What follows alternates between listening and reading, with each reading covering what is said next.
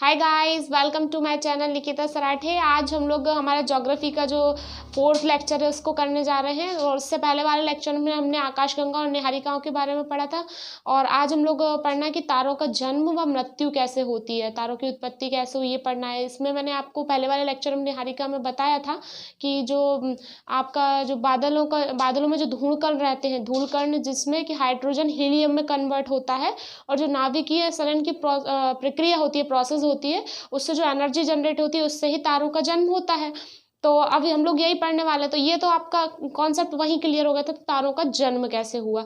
तो ये चीज आपको क्लियर हो गई कि तारों का जन्म कैसे हुआ। जो बादलों में जो धूल कण रहते हैं, जिससे हाइड्रोजन उसमें रहता है, वो हीलियम में कन्वर्ट होने लगता है, और हीलियम में कन्वर्ट होगा, इससे उसमें जो नाभिकीय सलन की प्रोसेस चल रही है, प्रक्रिया चल रही है, उससे क्या जो एनर्जी ऊर्जा जनरेट हो रही है, उससे क्या तारों का निर्माण होता है। तो ये तो तारों का जन्म हो गया। अच्छा, अब ये तारों का जिन बादलों से उन तारों का निर्माण हो रहा है, जिन बादल से वो तारों का निर्माण हो रहा है, तो उससे क्या कहा जाता है, स्टेलर नर्सरी कहा जाता है। जिन बादलों से वो तारों का निर्माण हुआ, उससे क्या कहा जाता है, उन्हें स्टेलर नर्सरी कहा जाता है। उन बादलों को स्टेलर नर्सरी कहा जाता है। अच्छा, इसके बाद जब इसका जन्म होता है तो इस तारे को क्या कहा जाता है, आदि तारा। पहले स्टेज में से क्या कहा जाता है, आदि तारा, और इंग्लिश में से प्रोटोस्टार कहा जाता है। प्रोटोस्टार। क्लियर हुआ गाइस। जब तारे के जन्म हो जाता है, तो इससे जब उसका निर्माण हो जाता है, तो उसको क्या आदि तारा कहा जाता है, और इसे क्या प्रोटोस्टार कहा जाता है। इसके बाद क्या होता है कि जब ये आदि तारा, इसमें अब और हाइड्रोजन जो है हीलियम में कन्वर्ट होता है। जैसे अब इसके अंदर जो परमाणु यानी एटम्स जो होते हैं, उनमें जो गुरुत्वाकर्षण के कारण उसमें जो टक्करें हो रही हैं, जो मतलब आपस में जब नाभिकीय सलन प्रोसेस चल रही है, तो इसमें जो जितने भी एटम्स होते हैं वो सभी आपस में क्या टकराते हैं। तो जितने तेजी से हाइड्रोजन हीलियम में कन्वर्ट होगा, उतनी ज्यादा इनकी टक्करों की संख्या क्या बढ़ती जाएगी, और तेजी से हो। जितना जल्दी हाइड्रोजन हीलियम में कन्वर्ट होगा, उतनी तेजी से ये एटम्स भी आपस में एक दूसरे से टकराने लगेंगे। तो इससे क्या होगा, जैसे जैसे हाइड्रोजन हीलियम में कन्वर्ट हो जाएगा, इनकी संख्या जितनी तेजी से बढ़ेगी, उतनी जल्दी क्या होगा कि जो आदि तारा जो है वो पूर्ण तारा बन जाएगा। आदि तारे से क्या बन जाएगा, फिर पूर्ण तारा बन जाएगा। यहां तक आपको क्लियर हुआ गाइस कि आदि तारा से पूर्ण तारा कैसे बना। जो हाइड्रोजन हीलियम में कन्वर्ट हो रहा था, वो जितनी जल्दी तेजी से कन्वर्ट होगा, वैसे ही क्या होगा, आदि तारा से क्या बन जाएगा, पूर्ण तारा बन जाएगा। नेक्स्ट हम लोग समझते हैं कि आगे क्या पढ़ना है।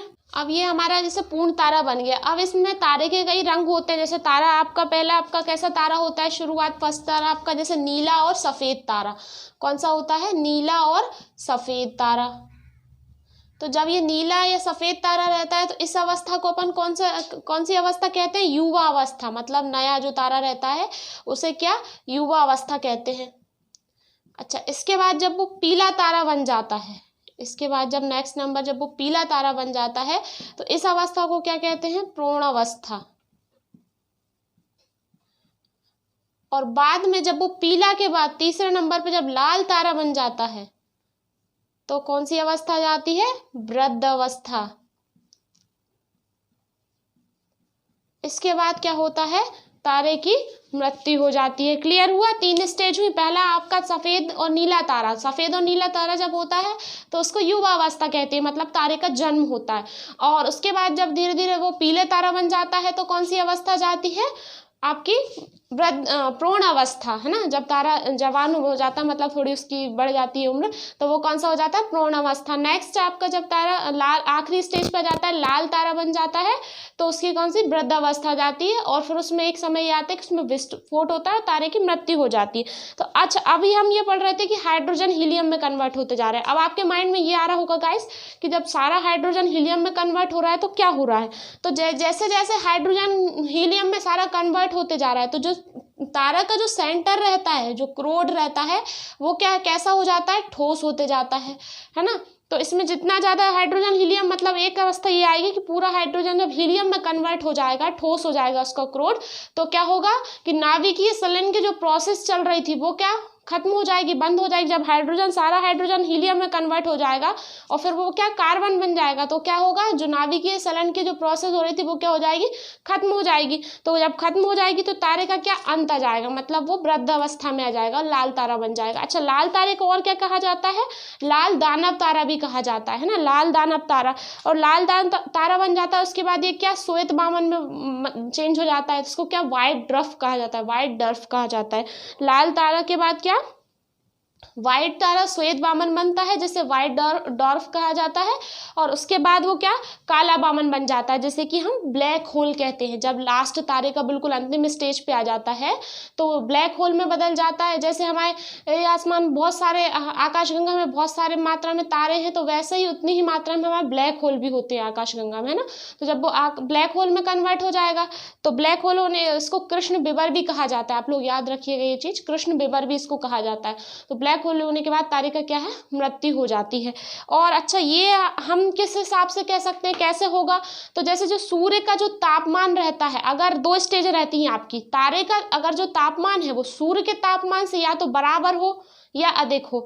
अगर बराबर है और या अधिक है तो वो लास्ट स्टेज में पहुंच जाएगा आपका, कौन सा, जब मतलब तारे, डायग्राम से बताती हूँ आपको। जैसे कि जो तारा में अगर 2 स्टेज रहेंगी, एक पहली आपकी कि अगर तापमान कम हो सूर्य के तापमान से और बराबर हो, तो क्या होगा कि पहले लाल दानव तारा बनेगा, लाल दानव तारा, और फिर कौन सा बनेगा, श्वेत बामन, और आखिरी में क्या बन जाएगा, काला तारा, यानी कि ब्लैक होल। ओके, नेक्स्ट है हमारा कि अगर इसका तापमान सूर्य के तापमान से ज्यादा है तो ये जो तारा है वो क्या होगा, इसमें मतलब जो गुरुत्वाकर्षण हो रहा है, इतना ज्यादा गुरुत्वाकर्षण जिससे कि आपस की चीजें ये खींचता है, तो ये क्या करेगा, अपने आप को ही अपने अंदर सिकुड़ने लगेगा। मतलब ये तारा जो है इसमें तीन परत होती हैं, एक बाहरी और एक अंदर वाला क्रोड और उसके बीच वाली। तो ये क्या है, अपनी परतों को आप अपने अंदर ही समेट लगेगा, अपने अंदर ही सिकुड़ जाएगा। तो और इतना बड़ा विस्फोट होगा, एक महाविस्फोट जिसे सुपरनोवा विस्फोट कहा जाता है। उससे क्या होता है, विस्फोट होगा तो उससे क्या होगा, तारे का अंत हो जाएगा, तारे की मृत्यु हो जाएगी। ये आपकी पूरी तारे की कहानी हो गई। और सूर्य का जो तापमान है वो हम कैसे बताएंगे कि हमारे तारे से ज्यादा है या कम है, तो ये एक चंद्रशेखर सीमा होती है, चंद्रशेखर सीमा के अनुसार निश्चित किया गया है। चंद्रशेखर सीमा क्या है, कितनी होती है, 1.44, ये आपको याद रखना है गाइस, 1.44 चंद्रशेखर सीमा, जिससे कि हम ये पता कर सकते हैं कि तारे का जो तापमान है वो सूर्य के तापमान से अधिक है या कम है। और इसके लिए जो चंद्रशेखर के नाम पर ही, जो साइंटिस्ट थे जो चंद्रशेखर, उनके नाम पर ही ये सीमा का नाम रखा गया, चंद्रशेखर सीमा। और इसके लिए इनको नोबेल प्राइज भी मिला है 1983 में। क्लियर हुआ गाइस। तो ये आपको, आई होप कि आपको तारे का जन्म और मृत्यु समझ में आ गई है। विस्फोट के बाद जो तारे की मृत्यु हो जाती है ये इसका अंत है वृद्धावस्था के बाद। और शुरुआत आपको मैंने बताई थी कि धूल कण जो रहते हैं वो हाइड्रोजन से हीलियम में कन्वर्ट होते हैं, जो नाभिकीय संलयन से जो ऊर्जा उत्पन्न होती है उससे ही तारों का जन्म होता है। तो आई होप कि आपको मेरा वीडियो समझ में आ गया हो। तो प्लीज अगर समझ में आया हो तो मेरे वीडियो को लाइक, सब्सक्राइब एंड शेयर करें गाइस। आपका सपोर्ट मेरे लिए बहुत इंपॉर्टेंट है। Bye bye guys.